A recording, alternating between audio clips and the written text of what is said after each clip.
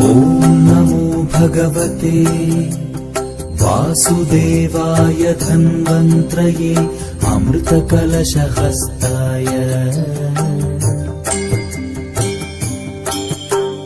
सर्वामय विनाशनाय त्रैलोक्यनाथाय श्रीमहाविष्णवे नमः।